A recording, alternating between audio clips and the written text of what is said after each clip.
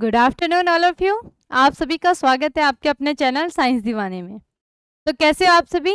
उम्मीद करती हूँ आप सभी बहुत ही अच्छे होंगे। तो कल की क्लास में ना आपने काफ़ी कुछ पढ़ा था, है ना।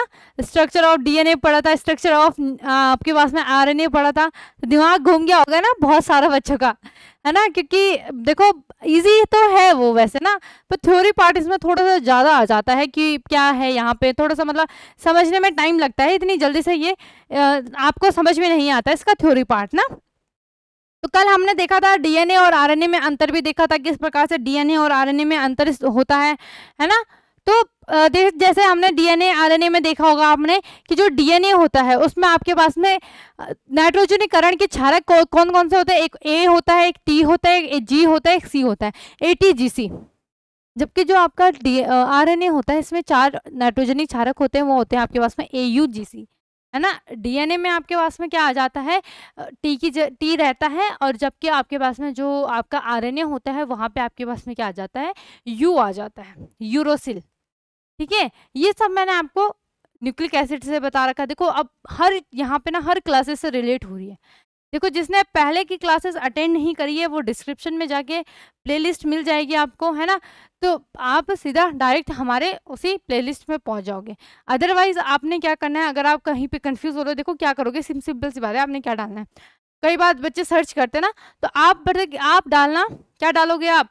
केमिस्ट्री जो भी चैप्टर आपको पढ़ना होगा उसके बाद डालोगे बाय साक्षी मैम इन हिंदी, ये डालोगे तो आपको वहां पे मेरी सारी प्लेलिस्ट, और वहां पे ब्रैकेट में प्लेलिस्ट भी डाल देना, वहां पे सारी प्लेलिस्ट आपको मिल जाएंगी। वरना नहीं तो आपने क्या करना, आप या फिर क्या करना, यूट्यूब में आप सर्च करना साइंस दीवाने शॉर्ट, और वहां पे हमारी प्लेलिस्ट में जाके आप केमिस्ट्री की प्लेलिस्ट में जाना, क्लास 12th की, वहां पे मेरी आपको सारी प्लेलिस्ट मिल जाएंगी ना। आपके 9 चैप्टर कंप्लीट हो चुके हैं। बुक फर्स्ट के आपके 5 चैप्टर कौन कौन से हैं भाई, मैं अभी न्यू एनसीईआरटी सिलेबस के अकॉर्डिंग आपको बता रही हूँ। पहला है आपके पास में, देखो बहुत सारे बच्चे कंफ्यूज, अब आपको पता है आपका सिलेबस लगभग कल की क्लास तक खत्म हो जाएगा ना। तो अब इसीलिए मैं आपको बता रही हूँ ना, तो आपका सिलेबस खत्म हो जाएगा, तो उसके बाद आपने कैसे सर्च करना है। तो मैंने आपको बुक फर्स्ट की सॉल्यूशन चैप्टर बिल्कुल अच्छे से कंप्लीट करा दिया है। सॉल्यूशन के बाद आपके पास में इलेक्ट्रोकेमिस्ट्री, विलियन, दूसरा क्या था, इलेक्ट्रोकेमिस्ट्री विद्युत रसायन, रासायनिक बलगतिकी, केमिकल काइनेटिक्स। फिर था आपके पास में डी एवं एफ ब्लॉक एलिमेंट्स, डी एवं एफ ब्लॉक के तत्व ये, और पांचवा था आपके पास में उप सहसंयोजन यौगिक, कोऑर्डिनेशन कंपाउंड। तो ये पांचों की पांचों यूनिट आपकी बिल्कुल अच्छी तरीके से कंप्लीट हो चुकी है। आगे जो बुक सेकंड की बात करें अगर हम, तो पहला है आपके पास में हेलो एल्केनो हेलो एलिन्स, ये भी कंप्लीट हो चुकी है। दूसरा है अल्कोहल फिनोल ईथर, ये भी कंप्लीट हो चुका है। तीसरा है कार्बोनिल कंपाउंड, या हम उसको क्या बोले आपके पास में, कार्बोक्सिलिक एसिड, एल्डिहाइड, कीटोन, ये भी आपका कंप्लीट हो चुका है। पांचवा है आपके पास में एमीन, तो ये भी आपका कंप्लीट हो चुका है। लास्ट आपका चैप्टर है वो है जैवाणु। ये मैं नई एनसीईआरटी के अकॉर्डिंग आपको बता रही हूँ, नई एनसीईआरटी के अकॉर्डिंग ये सब आपकी है यहाँ पे। अदरवाइज भाई, अदरवाइज नहीं तो आप क्या करोगे, नहीं तो कहाँ दिक्कत आ जाएगी। मतलब बहुत सारे बच्चे ढूंढने में उनको दिक्कत आती है ना, और पीडीएफ के लिए पूछते हैं। पीडीएफ आपको पता है आपको कहाँ मिलती है? आपको मिलती है टेलीग्राम ग्रुप में। टेलीग्राम में आपने सर्च, टेलीग्राम ऐप पे आपने सर्च मारना है साइंस दीवाने विद्याकुल, तो वहां पे आपको लगभग 22-23 हजार के आसपास वहां पे मेंबर होंगे या उससे ज़्यादा होंगे, है ना। तो उसमें आपने ऐड हो जाना है। उसमें जैसे ही क्लास खत्म होती है उसके विद इन 24 आवर्स में आपको केमिस्ट्री के नोट्स मिल जाएंगे, प्रोवाइड कराए जाते हैं। क्लियर होगी बात, समझ गए भाई? ठीक है, और यहाँ पे आपके पास में आपने वहां से अपने नोट्स फिर प्रॉपर ढंग से बना लेने। वैसे तो जैसे मैं आपको यहाँ पे स्क्रीनशॉट देने का भी टाइम देती हूँ, है ना। तो अगर कोई बच्चा बोलेगा कि कहाँ टेलीग्राम में मैं ढूंढता फिरूँ, है ना, बहुत सारी वहाँ पे मतलब हमारे पीडीएफ आती रहती है, हर क्लासेस की आती रहती है पीडीएफ वहाँ पे। तो वो जैसे ही मैं स्क्रीनशॉट के लिए बोलती हूँ तो आप स्क्रीनशॉट ले लीजिए करिए उसी टाइम पे, है ना। तो इससे क्या होगा, आपका थोड़ा सा शायद टाइम बचेगा, वरना अगर आपको पीडीएफ के फॉर्म में चाहिए तो आप टेलीग्राम ग्रुप में ज्वाइन कर सकते हैं। आपको हर क्लासेस की आपने हाँ, ये है एक चीज़ यहाँ पे, जैसे आज आपकी क्लास अगस्त के लास्ट है, मतलब आपने टाइम देखना है कि यहाँ पे यूट्यूब में कब क्लास चली थी, और उसी के हिसाब से आपने वहाँ पे टेलीग्राम ग्रुप में भी देखना है। तो आपको वहाँ पे पीडीएफ मिल जाएंगी आराम से, ठीक है, समझ गए भाई सभी? चलो, तो आज हम यहाँ पे पढ़ेंगे, क्या पढ़ेंगे आज हम पढ़ेंगे जैवाणु में प्रोटीन संश्लेषण की क्रियाविधि। ठीक है, प्रकाश संश्लेषण तो आपने पढ़ा होगा ना, प्रकाश संश्लेषण आपने पढ़ा होगा। अब हम पढ़ेंगे प्रोटीन संश्लेषण। ठीक है, तो प्रोटीन संश्लेषण में क्या है आपके पास में, प्रोटीन संश्लेषण की क्रियाविधि समझाइए, या क्वेश्चन किस प्रकार से पूछेगा। प्रोटीन संश्लेषण की क्रिया में डीएनए और आरएनए अणुओं का कार्य स्पष्ट कीजिए। ठीक है, तो प्रोटीन संश्लेषण की क्रियाविधि क्या है आपके पास में, प्रोटीन संश्लेषण एक जटिल प्रक्रिया है जिसमें डीएनए व आरएनए समूह महत्वपूर्ण भूमिका निभाते हैं। यह क्रिया दो पदों में संपन्न होती है। क्या बोल रहा है आपके पास में कि जो डीएनए और आरएनए हैं वो प्रोटीन संश्लेषण की जटिल प्रक्रिया में महत्वपूर्ण भूमिका यहाँ पे क्या करती है, प्रदर्शित करती है अपनी। ठीक है, आगे क्या है आपके पास में, आगे क्या है आपके पास में, आगे देखते हैं हम कि अनुलेखन। पहला है आपके पास में अनुलेखन। ठीक है, पहला क्या है आपके पास में, अनुलेखन क्या है। ठीक है, तो अनुलेखन में आपके पास में क्या है, प्रोटीन संश्लेषण के लिए नाइट्रोजनी क्षारक, है ना। अब जैसे कुछ बच्चे सोच रहे होंगे कि इसको छोड़ देंगे भाई नाइट्रोजनी क्षारक को, तो पूरा ही यहाँ पे आपके पास में नाइट्रोजनी क्षारक से यहाँ पे है भाई, है ना। ऐसा बिल्कुल नहीं है कि कुछ आपको यहाँ पे, मतलब आपने देखा होगा न्यूक्लिक एसिड में हमने पढ़ा था कंपोनेंट्स ऑफ न्यूक्लिक एसिड, उसमें हमने पढ़ा था इसके 3 प्रकार होते हैं। पहला होता है आपके पास में नाइट्रोजनी क्षारक, दूसरा होता है आपके पास में पेंटोस शर्करा, तीसरा होता है आपके पास में प्रोस्टेटिक समूह, है ना। तो क्या बोलते हैं आपके पास में, नाइट्रोजनी क्षारक भी आपके 2 प्रकार के होते हैं, एक प्यूरिन होता है आपके पास में, दूसरा आपके पास में पिरिमिडीन होता है। ठीक है, एक प्यूरिन होता है, एक पिरिमिडीन होता है आपके पास में। ठीक है, शायद आग में कुछ, हाँ, एक क्या होता है प्यूरिन होता है, एक पिरिमिडीन होता है। प्यूरिन भी आपके 2 प्रकार के होते हैं, पिरिमिडीन आपके 3 प्रकार के होते हैं, ए, सी और आपके पास में यू, है ना। क्लियर हो गई बात। दूसरा आपके पास में क्या था, पेंटोस। पेंटोस आपके 2 प्रकार के होते हैं, एक राइबो होता है, एक डीऑक्सी राइबो होता है। तीसरा आपके पास में क्या था, प्रोस्टेटिक समूह। इसमें आपके पास में क्या होता है, PO4 3- होता है ना। तो ये सब हमने पढ़ लिया था।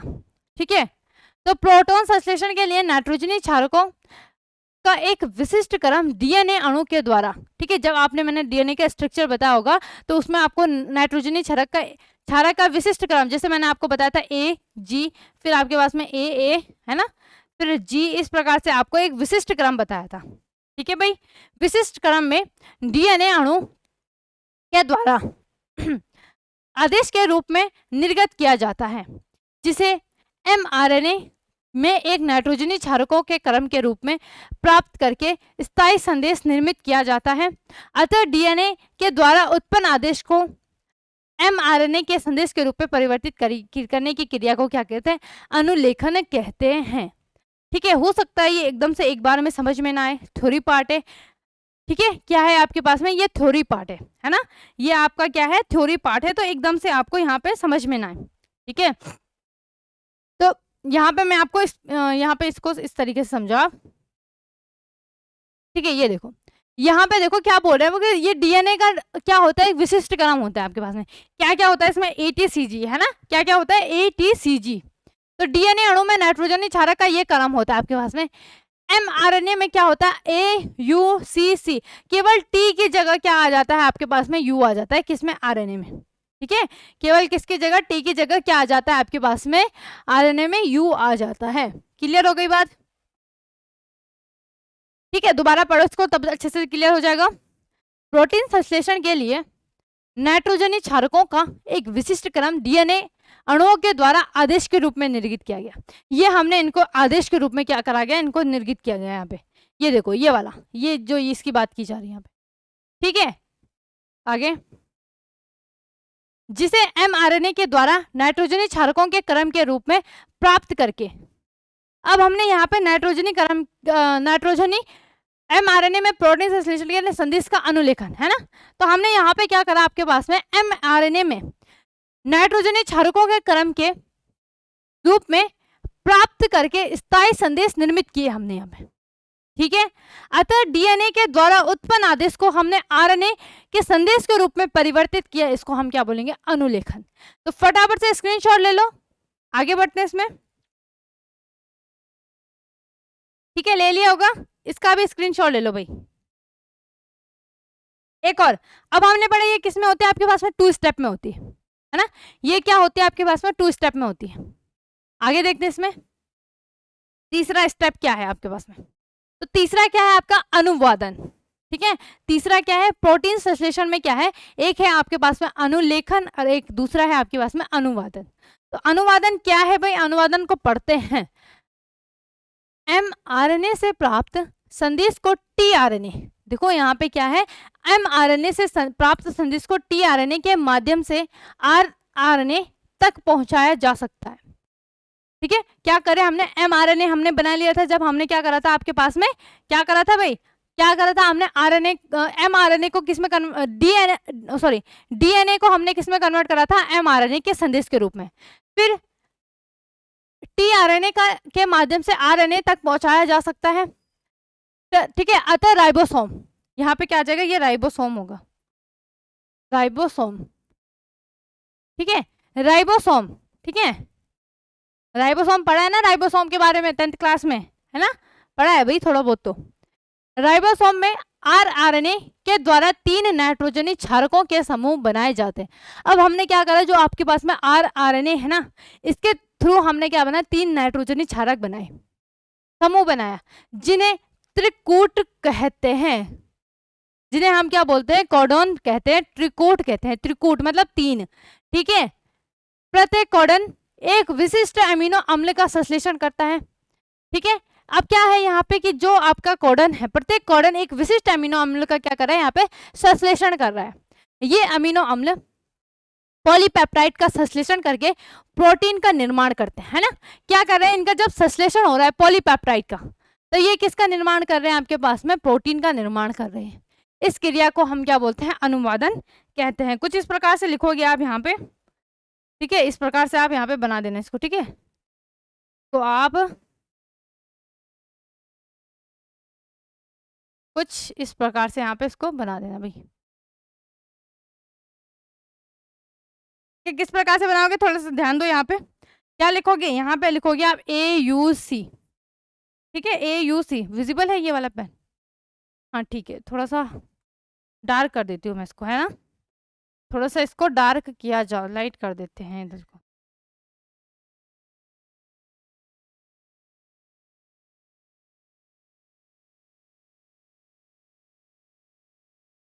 ठीक है, ठीक है, क्या लिखोगे यहाँ पे लिखोगे एक साइड में AUC, क्या लिखोगे यहाँ पे AUC। ठीक है, यहाँ पे लिख देना आप, यहाँ पे लिखोगे AUC।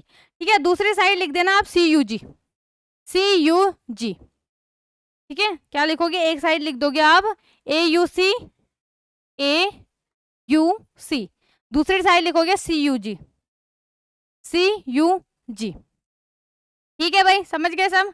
ठीक, उसके बाद आएगा आपके पास में क्या, उसके बाद में एरो लगा देना ऐसे नीचे को दोनों में, इस प्रकार से। यहाँ पे देखो, यहाँ पे क्या बनना है आपके पास में, देखो AUC से बोला था ना उसने कि यहाँ पे हमारा क्या होता है कि mRNA से tRNA में जाता है, tRNA से RNA तक पहुंचाया जाता है। फिर जो RNA है राइबोसोम में, वो क्या करता है, त्रिकूट बनाता है ना, वो क्या बनाता है आपके पास में, त्रिकूट बनाता है। तो यहाँ पे आप लिख देना त्रिकूट, क्या लिख दोगे, त्रिकूट। ठीक है, क्या लिखोगे आप, त्रिकूट। अच्छी अच्छी राइटिंग में, सुंदर सुंदर राइटिंग में लिख लेना यहाँ पे, त्रिकूट। ठीक है भाई, त्रिकूट, त्रिकूट। और यहाँ पे भी बगल में लिख देना त्रिकूट, जिसे हम क्या बोलते हैं, कॉर्डन भी बोलते हैं, त्रिकूट। ब्रैकेट में क्या लिख दोगे, ब्रैकेट में लिखोगे कॉर्डन, समझ गए। ठीक है, फिर इसके बाद फिर आएगा इसके बाद क्या हो रहा है, किसमें परिवर्तित हो रहा है, वो यहाँ से भी किसमें परिवर्तित हो रहा है, ये हो रहा है आपके पास में विशिष्ट अमीनो अम्ल में, है ना। किसमें हो रहा है भाई, क्या बोला था उससे, यहाँ पे क्या होता है कि प्रत्येक कोडन विशिष्ट अमीनो अम्ल का क्या कर रहा है, संश्लेषण कर रहा है। तो त्रिकूट यहाँ से क्या कर रहा है, विशिष्ट अमीनो अम्ल का संश्लेषण। ठीक है, ये लिख देना, विशिष्ट अमीनो अम्लों का संश्लेषण, विशिष्ट अमीनो अम्ल। ठीक है, और इसका संश्लेषण तो छोड़ ही देना फिलहाल, है ना। और यहाँ पे आपके पास में क्या बन रहा है भाई, यहाँ पे बन रहा है एलाराइन, सॉरी यहाँ पे आएगा ALANINE। ठीक है, ये शायद एरोडाइन होगा, ये आपके पास में एडाडाइन होगा, ये AL नहीं बल्कि AD होगा आपके पास में, ठीक है, तो सही कर देना, ये AD होगा, AD, एडाडाइन, ठीक है।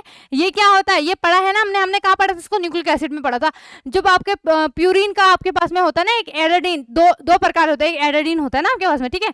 और यहाँ से फिर से एरो लगाओगे, एरो लगाओ भाई, एरो लगाओगे है ना, और यहाँ से आपके पास में ये यहाँ से बदलता है ग्लाइसिन में, किसमें होता है यहाँ से, इससे क्या प्राप्त होता है में ग्लाइसिन, क्या प्राप्त होता है ग्लाइसिन, पढ़ा है ना ग्लाइसिन के बारे में, पढ़ा है भाई। अमीनो क्या आवश्यक अमीनो अम्ल और अनावश्यक अमीनो अम्ल, या ग्लाइसिन हमने क्या पढ़ा था आपके पास में, ग्लाइसिन आपका क्या होता है, अनावश्यक अमीनो अम्ल होता है, ठीक है। और इसके बारे में हमने कहा पढ़ा था, ये आपका क्या होता है, एक आपने पढ़ा होगा जब मैंने आपको न्यूक्लिक एसिड का क्या बताया था आपके पास में, जब मैंने पढ़ा होगा तो न्यूक्लिक एसिड का वर्गीकरण बताया होगा, तो उसमें मैंने एक अम्लीय न्यूक्लिक एसिड बताया होगा, एक क्षारीय न्यूक्लिक एसिड बताया होगा, एक उदासीन बताया होगा। तो ये ग्लाइसिन वहीं से आपके पास में, ठीक है, ग्लाइसिन, ठीक। और यहाँ से आपके पास में ग्लाइसिन से क्या बनता है, यहाँ से ये करता है पेप्टाइड का निर्माण, इसका निर्माण करता है ये पेप्टाइड का, इसका निर्माण करता है यहाँ पे आपके पास में पेप्टाइड का, ठीक है। यहाँ पे लिख देना, क्या लिखोगे, पेप्टाइड, ठीक है भाई। किसका निर्माण कर रहा है, ये पेप्टाइड का, ऐसे सिंबल भी बना देना यहाँ पे, इसके सिंबल में आ जाएगा, इसका इसमें आ जाएगा आपके पास में ऐसे, ठीक है। और यहाँ पे इसको ये देखो, ठीक है। और पेप्टाइड में क्या बन जाएगा आपके पास में, कुछ इस प्रकार से इसका सिंबल बन जाएगा यहाँ पे, इस प्रकार से, कुछ इस प्रकार से इसको बना देना। किस प्रकार से बनाओगे आप, इस प्रकार से ऊपर ये लगा देना, ऊपर किसका आ जाएगा, ये ग्लाइसिन का आ जाएगा, है ना। और नीचे क्या आ जाएगा आपके पास में, नीचे आ जाएगा एडेनाइन का, ठीक है। तो इस प्रकार से इसको बना देना, ये कुछ आपका इस प्रकार से यहाँ पे क्या हो जाएगा, ये अनुवादन हो जाएगा, ठीक है भाई, समझ गए। यहाँ पे ये क्या हो जाएगा आपके पास में, कुछ इस प्रकार से आपको क्या प्राप्त हो जाएगा, यहाँ पे प्रोटीन का निर्माण हो जाएगा। प्रोटीन पढ़ा ना, सब कुछ पढ़ा है भाई, ये सारा कुछ रिवाइज हो रहा है, सारा कुछ रिपीट हो रहा है, हर जगह पे रिपीट हो रहा है आपके पास में, क्लियर हो गई बात। तो अनुलेखन भी समझ में आ गया होगा, अनुवादन भी, ठीक है। थोड़ा सा हम इसको रिवाइज कर लेते हैं, ठीक है। चलो, पहला क्या है आपके पास में, पहला है प्रोटीन संश्लेषण की क्रिया में डीएनए और आरएनए का कार्य स्पष्ट करा हमने। प्रोटीन की संश्लेषण की क्रियाविधि, ठीक है, ये आपकी हेडिंग होगी ना, ये आपकी हेडिंग होगी, मेन बड़ी बड़ी हेडिंग। प्रोटीन संश्लेषण की एक जटिल प्रक्रिया में डीएनए और आरएनए का एक महत्वपूर्ण यहाँ पे ये भूमिका निभाता है। ये दो पदों में आपकी संपन्न होती है, एक होता है अनुलेखन में, एक होता है अनुवादन में। अनुलेखन में प्रोटीन संश्लेषण के लिए नाइट्रोजनी क्षारक का एक विशिष्ट क्रम डीएनए के द्वारा आदेश के रूप में निर्गत किया गया एमआरएनए में के द्वारा नाइट्रोजनी क्षारकों के क्रम के रूप में प्राप्त करके एक स्थायी संदेश का निर्माण होता है। यहाँ पे एक क्या हो रहा है आपके पास में, स्थायी संदेश का क्या हो रहा है, निर्माण हो रहा है। अतः डीएनए के द्वारा उत्पन्न आदेश एमआरएनए में संदेश के रूप में परिवर्तित करने की क्रिया क्या कहलाती है, हमारी अनुलेखन कहलाती है। क्लियर हो गई इतनी बात, ठीक है। तो ये आपका क्रम होना चाहिए, आपको पता होना चाहिए कि जो आपका डीएनए होता है इसमें क्या पाया जाता है, आपका ATCG ये होता है आपके पास में, है ना। और जो आपका आरएनए होता है, आरएनए, इसमें होता है AUCG, ये इस प्रकार से, समझ गए। डीएनए में कुछ इस प्रकार से होता है आपके पास में, क्या होता है ATCG या GCO, ATGC लिख लो या ATCG, है ना। और इसमें आरएनए में होता है आपके पास में AUCG, क्लियर। तो ये डीएनए अणु में नाइट्रोजनी क्षारकों का क्रम है। यहाँ पे आप एमआरएनए में एमआरएनए में प्रोटीन संश्लेषण के संदेश का यहाँ पे क्या है आपके पास में, अनुलेखन है। क्लियर हो गई बात, ठीक है। तो इसका भी आपने ले लिया होगा स्क्रीनशॉट, आगे बढ़ते हैं। दूसरा यहाँ पे एक स्टेप आपका कंप्लीट हो चुका है, अनुलेखन। दूसरा है यहाँ पे आपके पास में अनुवादन, ठीक है। तो अनुवादन में क्या होता है कि एमआरएनए से प्राप्त संदेश को, जो हमने एमआरएनए से संदेश प्राप्त करा था, उसे हम टीआरएनए के माध्यम से आरएनए तक पहुंचाते हैं तथा अतः राइबोसोम में आरएनए के द्वारा 3 नाइट्रोजनी यहाँ पे क्षारकों का समूह बनता है, ठीक है। त्रिकोण बनता है यहाँ पे 3 नाइट्रोजनस क्षारकों का समूह, है ना। यहाँ पे आप लिख लेना बगल में, क्या लिखोगे, यहाँ पे लिख लेना 3 नाइट्रोजनी क्षारक, क्षारकों का समूह, ये, और ब्रैकेट लगा देना। ठीक है, क्या बनता है यहाँ पे आपके पास में 3 नाइट्रोजनी क्षारकों का समूह, यहाँ पे ये त्रिकूट कहलाता है। समझ गए। समूह बनाए जाते हैं जिन्हें हम क्या बोलते हैं, त्रिकूट या कॉर्डन बोलते हैं। ठीक है, क्या बोलते हैं हम इन्हें, त्रिकूट या कॉर्डन कहते हैं। प्रत्येक कॉर्डन एक विशिष्ट अमीनो अम्लों का संश्लेषण करता है। ठीक है, जो यहाँ पे ये 3 नाइट्रोजनी क्षारकों का समूह बना है ना, कॉर्डन बना, ये क्या होता है, यहाँ पे एक विशिष्ट अमीनो अम्ल का क्या करता है, इस संश्लेषण करता है। ठीक है, क्या हो गया आपके पास में, विशिष्ट अमीनो अम्ल का क्या करा, इन्होंने संश्लेषण करा। ठीक है, ये अमीनो अम्ल पॉलीपेप्टाइड संश्लेषण करके, अब देखो इन्होंने क्या करा, ये पॉलीपेप्टाइड पढ़ा है ना, ग्लाइसिन क्या होता है, पॉलीपेप्टाइड होता है आपके पास में। ठीक है, इसके ब्रैकेट में लिख लेना, क्या लिखोगे, क्या होता है, ग्लाइसिन आपका क्या होता है, पॉलीपेप्टाइड होता है। हिंदी में लिखना होगा, हिंदी में लिखना, इंग्लिश में लिखना होगा, इंग्लिश में, पॉलीपेप्टाइड। ठीक है,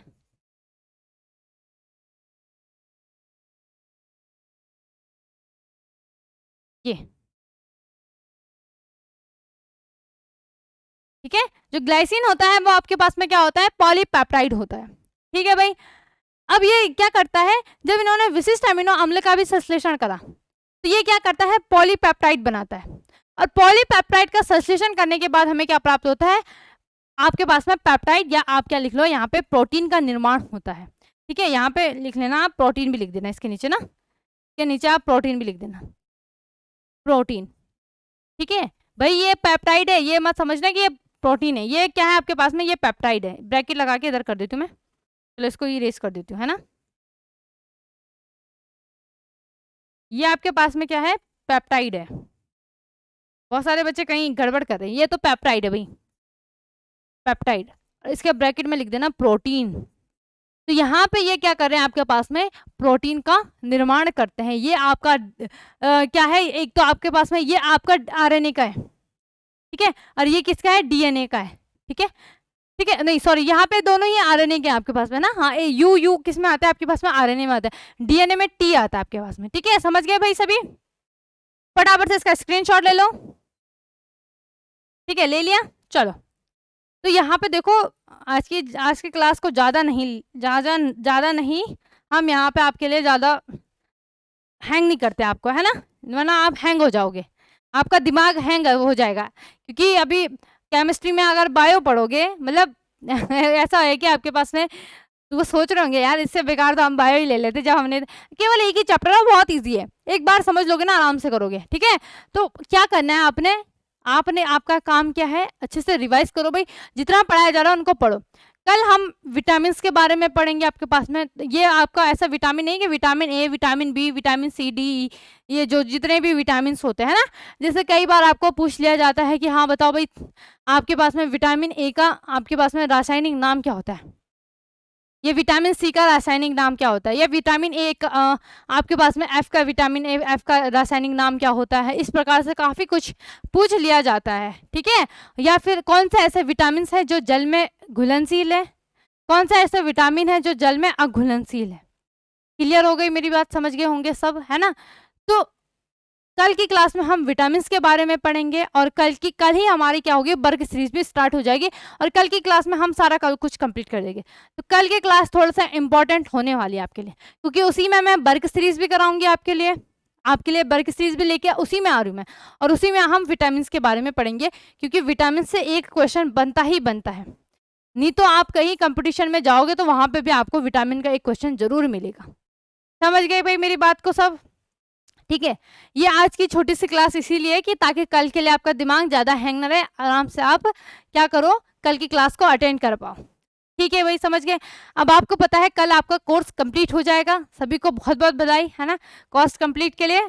ठीक है, तो देखो कोर्स कंप्लीट कराना मेरी जिम्मेदारी थी, लेकिन आपके मेन क्या है यहाँ पे, एम क्या है, मेरा था एम कोर्स कंप्लीट कराना, आपको अच्छे से क्लियर कराने, ऑल कॉन्सेप्ट, सारे कॉन्सेप्ट क्लियर कराने, आपको कहीं पे भी एक नंबर की आपकी गड़बड़ी ना हो, कहीं भी ना छूटे, हर चीज आपको कराया गया है। और अब आपका काम क्या है, आपका एम क्या होना चाहिए कि जितना मैंने आपको कराया है उसको पढ़ लो, अच्छे से रिवाइज कर लो, और आपके कम से कम बोर्ड में 95 प्लस आनी ही चाहिए। समझ गए मेरी बात को, 95 प्लस आने ही चाहिए।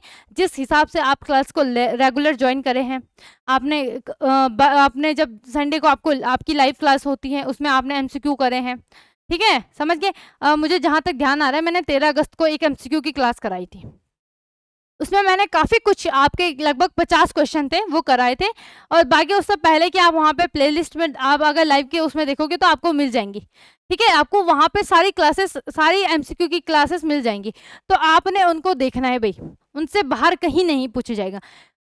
हर, जैसे मैंने आपको सॉल्यूशन चैप्टर का कराया होगा, तो यहाँ पे जब आपके 50 एमसीक्यू में, तो वो क्वेश्चन वहाँ पे रिपीट नहीं हुए, एक भी क्वेश्चन कहीं पे भी आपकी क्लासेस में रिपीट नहीं हुए। क्यों? क्योंकि मैं आपका टाइम वेस्ट नहीं करना चाहती, भले मैं रिवीजन के लिए लेके आ जाती, पर जैसे भी टाइम होता, पर एक बार आप 13 अगस्त की क्लास को जरूर देख लेना, क्योंकि वो थोड़ा इंपॉर्टेंट क्लास है, और वहाँ पे आपके पास में क्या है, 13 अगस्त की क्लास में 50 एमसीक्यू कराए हैं आपको, ठीक है, और उनकी बहुत ज़्यादा चांसेस होती हैं आपके पास में पेपर में आने की। और ये सारे बोर्ड के लिए, स्टेट बोर्ड जहाँ जहाँ पे आपके एनसीईआरटी लागू होती है, चाहे एमपी बोर्ड हो गया, बिहार बोर्ड, स्टेट बोर्ड में जितने अभी आपके आते हैं, राजस्थान बोर्ड हो गया, और कुछ ज़्यादा उसमें बहुत सारे क्वेश्चन आप देखोगे ऐसे होंगे कि आपके जो स्टेट बोर्ड होंगे ना, वो उनसे पूछे गए हैं, ठीक है, बिहार का हो गया, बिहार के बोर्ड के क्वेश्चन करवाए हैं मैंने प्रीवियस ईयर के, उसमें आपके पास में राजस्थान के बोर्ड के करवाए, उत्तराखंड बोर्ड के करवाए, यूपी बोर्ड के करवा रखे, एमपी बोर्ड के, छत्तीसगढ़ बोर्ड के, ये 6-7 स्टेट बोर्ड के तो मैंने उसमें क्वेश्चन डाले ही डाले हैं। देखो, आप 5 से 6 क्वेश्चन आपको हर बोर्ड से मिलेंगे, हर स्टेट बोर्ड से मिलेंगे, तो आपने क्या करना है, उन क्लास को ज्वाइन करना है, देखना है कि क्लासेस में मतलब मैंने जो भी आपको 50 एमसीक्यू कराए, काम क्या करोगे, ऐसे नहीं कि आप सीधा वहां पे देख रहे हो बस ऐसी, पहले आपने क्या डालना है, 1 से 50 तक नंबर डालने हैं, ठीक है, 1 से 50 तक नंबर डाल दिया, उसके बाद जैसी क्लास स्टार्ट होती है आपकी, तो आपने पॉज कर देना है, उसके बाद आंसर लिखना है, फिर लास्ट में जैसे ही मैं आंसर बता रही हूँ आपको, उसके हिसाब से आपने मैच करना है, और आपके जितने मार्क्स आ रहे हैं आपने मुझे कमेंट सेक्शन में बताना है भाई। तो क्लास 13 अगस्त की क्लास को जरूर देख लेना एक बार, ठीक है, और 50 में से अपने मार्क्स भी बता देना कि आपके कितने नंबर आ रहे हैं। तो फिलहाल हम आज के लिए इतना ही रखते हैं, मिलते हैं नेक्स्ट वीडियो के साथ, धन्यवाद।